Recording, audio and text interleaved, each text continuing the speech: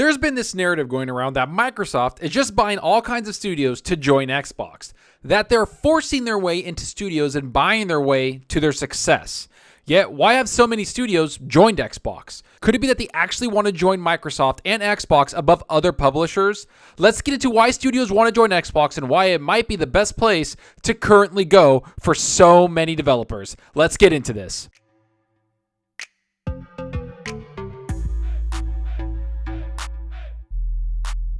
Hey, what's up everyone? Thanks for stopping by and checking out the video. Remember to hit that subscribe button and that like button. The support is greatly appreciated. And if you want to be notified on future content, make sure to hit that small little bell icon. It helps out the channel a lot. And I actually put something new on the channel. I put a join button. A lot of people have been requesting this for me, and I've always felt very humbled by it. But finally, I put some emojis together, some badges. You can see them up on screen right here. You can join and then use these custom emojis and also have these badges next to your name so you can stand out in chat. And I appreciate all the support that everybody gets. You don't have to hit that join button, but if you do, trust me, it just goes that extra mile to helping out the channel.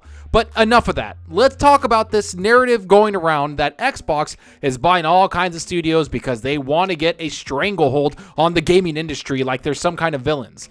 Instead of building studios, which takes forever, I might add, they want to buy already made studios or partner with already made studios. This is coming from so many people, yet this year alone, Sony has bought more studios and has invested a lot in their first party output than pretty much a lot of publishers out there. It's as if they're trying to combat the storm of content creators being taken off the market. Not just from Xbox, but from Tencent, EA, Ubisoft, Activision, and so many other publishers out there in the gaming market. You know, the common sense thing to do when you see other publishers investing in studios is to buy your own studios. Yet the one thing I always see is that Xbox is the main reason for this. And I get it, the Bethesda buyout was huge, and people are still talking about it to this day, even though it's a year old. And they'll talk about it a lot more once those Bethesda games start to release on a yearly basis that will only come to Xbox. I'm talking Starfield, Redfall, and all those other big games we know that are coming from that publisher. But the one thing I don't see people saying is that these studios love joining Xbox or that these studios chose to join Xbox for a good reason. All we see is the negative viewpoint instead of the positive viewpoint. Maybe, just maybe, these studios had a lot of publishers trying to buy them and they turned them all down. Maybe Xbox came along and offered them something they just couldn't refuse. Maybe that's exactly what happened with Obsidian Entertainment. That's what this article mentions right here when they talk about Obsidian rejecting other offers and joining Xbox. Here's what's said. Obsidian rejected an acquisition offer prior to Microsoft buyout. They have to be people you can sit down and have a beer with. Obsidian rejected an acquisition offer prior to joining Microsoft, the studio CEO has revealed. Speaking to GamingIndustry.biz on October 7th, which takes place alongside the EGX convention in the UK, Obsidian studio head Fergus revealed that someone approached the developer with a view to acquiring them before they were purchased by Microsoft. Isn't that kind of funny that people don't tend to report that a lot of these studios that have recently been bought up had multiple suitors? I mean, this speaks volumes when you talk about Microsoft and the relationships and deals they had on the table for a lot of these developers, especially developers like Obsidian Entertainment, who made some of the best RPGs in the industry back in the 360 era, and continue to make even bigger games like The Outer Worlds, along with smaller titles like Grounded.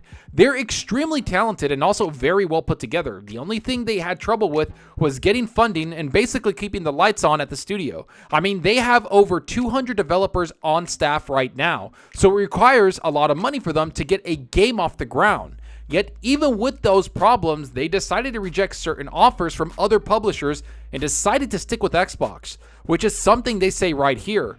We were approached by another major publisher and I was having lunch with one of the main people at the publisher and they said, "Well, have you ever thought about being acquired?" he explained. I said, "Yeah, of course." And then what they ultimately said was, "Well, we're having a real hard time hiring people right now," the Obsidian had continued. Your card continued to reveal that this publisher wanted to acquire Obsidian with a view to moving all their staff over to their ongoing game, which they were struggling to hire people for. This, your cart says, is what ultimately led the developer to turn down the acquisition offer, as it has to be a cultural fit and they have to be people you can sit down and have a beer with, and if they're not, well, maybe you have to reconsider. This is something that a lot of people seem to forget when it comes to Xbox acquiring a lot of these studios. These are relationships that had to be cultivated and nurtured before they joined Xbox. I feel like people have this radical understanding of how acquisitions happen. They think someone from Microsoft comes in with a big check and says, "You're ours now," and get used to it. Yet, that's not how it works at all. Developers don't just get forced into acquisitions. They have lunch, dinner meetings, and multiple conversations with these publishers that are wanting to acquire them. And as described right here by Obsidian Entertainment, one of the publishers really wanted them to join them, but they were going to be put on another studio's game. That's something that they just didn't want to do. Even with all the financial troubles we know they had and what we talked about before and all the problems they might have had in the future, they turned that publisher down despite all of that. Because the most important factor to them wasn't the money. It was the culture and the fit that it was with that publisher. That's something that Xbox has talked about almost consistently. They don't want a studio to just to join. They want someone that will fit the culture over at Xbox, a culture that has changed in a drastic way over the last several years. That's something we need to understand. This isn't the Xbox of 2013 or 2016 or even 2017. This is the new age Xbox that has a lot of funding, understanding, relationships, and most of all, games. They really want to be the publisher that not only gamers want to be a part of, but developers want to be a part of. They've delayed games to make the developers happier and make the game better. Look at Halo Infinite. They funded studios like crazy and provided them more funding than they've ever seen before. Look at In Exile, Obsidian Entertainment, and of course, Playground Games. But most of all, look at Compulsion Games, who has grown into a AAA studio over the last several years because you know what? Xbox trusted them after acquiring them and they pitched a good game to them. So of course they went with them and gave them money to make the game they wanted to make. And the one thing that people are struggling to see in this whole story is that the publisher that tried to purchase Obsidian said they're having a hard time hiring people for a game they're currently making. Think about that. If one publisher is struggling, that means most other publishers are struggling to hire people. I bet you the initiative is having a hard time bringing in 200 people to the studio. It takes time, money, and most of all, relationships to fill a studio out with the people that you want to work with.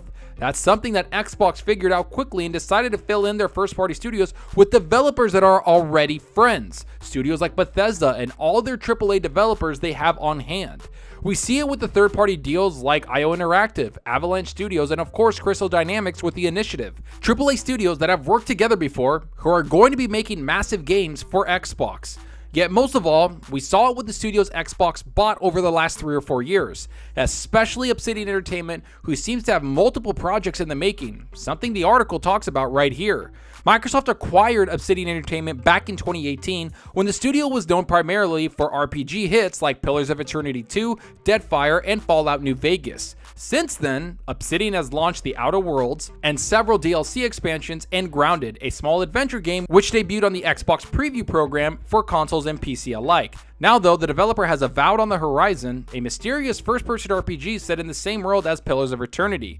I mean, look at all those games they've created, but mostly look at the games they have under development since they joined Xbox. They weren't shoved and put onto another project that Xbox was working on. They didn't come in to relieve a team off of something. Instead, they were asked what game they wanted to make and were given the freedom to do so. This was something that Ninja Theory even said during their developer video. They talked about Xbox giving them everything they wanted and more during the negotiations. They were given the freedom to make any game they wanted, but also given freedoms to work on projects they had a passion for. That's the type of relationship Xbox is building with these developers. So when I hear people saying Xbox is just buying to buy, it's some of the dumbest narratives I've heard. Because if you actually listen to the developers, it's quite the opposite of what's going down. And most of all, if you look at the actual games the studios are working on, you can see what they're saying is true. They're in the process of making games they want to make. They're not doing something they don't. Xbox isn't forcing anything on them. Instead, it seems that a lot of these studios actually want to join Xbox and become a part of the Microsoft as a whole. The funding, the freedom, the creative process, and most of all, the culture seems to be what's the most important thing to not only developers, but to Xbox themselves. This will continue to happen over the next several years, especially with the new studios joining Xbox Game Studios. Just keep an eye out for the next studio that will join, because I think Xbox isn't done, and we know they're not done, but I have a feeling that a lot of these testing ones with IO Interactive and all those other studios is legit, because they want somebody that's going to join the culture, help fulfill their first party needs, and not to mention, just get along with each other. That's what I think is going to happen, but let me know what you think is going to happen. Are you surprised with what the CEO of Obsidian Entertainment said? Do you think Xbox is going to be buying studios to just buy them? Will we see more stories like this when it comes to Sony and Xbox? What other publisher gives developers the freedom like Xbox does? Go down below and let me know. And I hope you enjoyed the video, and if you did, please hit that subscribe button and that like button to support us out the channel more than you know. And give me a follow on Twitter at Zalker87. I'm always on there talking games and sharing my latest videos. Plus, I love interacting with everyone there, so get on Twitter and let's talk about gaming. Also, follow me on Xbox Live. My gamertag is Zalker87, just like my channel name. See what games I'm playing, and let's compete in achievements for the month. So like I said earlier, I just brought out that join button on the channel. I know it's different, but I wanted to give more content. I wanted to give people more experiences on the channel. And honestly, a lot of people asked for it, so it was very humbling. I put some money forward, and I got new emojis, and I got some badges if you join. And I hope you guys enjoy that. And those badges will help you stand out in the channel to show that you're a member. I'll interact with a bunch of you more, and I'll try to get some content out there for everybody too. But I appreciate the support. And as for what I've been playing Guardians of the Galaxy like crazy. I've been playing Age of Empires 4 like crazy. I'm done with Age of Empires 4. I think I put about like 25 hours into that, maybe 30, I don't know. But I got the review copy from Xbox, so that was really cool of them. But Guardians of the Galaxy is one of the biggest surprises of the year. Everybody needs to check this game out. Single player driven, no microtransactions, and it's written very well. The gameplay is done very well. The combat's done very well. Trust me, check the game out. It's flawless. I love it. But let me know what you're playing. Are you playing something on your Series X, your PS5, or on your PC? Let me know down below, because that's what we're here for, so talk games. And that's all for now. Thanks for watching, and until next time, remember, enjoy your gaming. Later.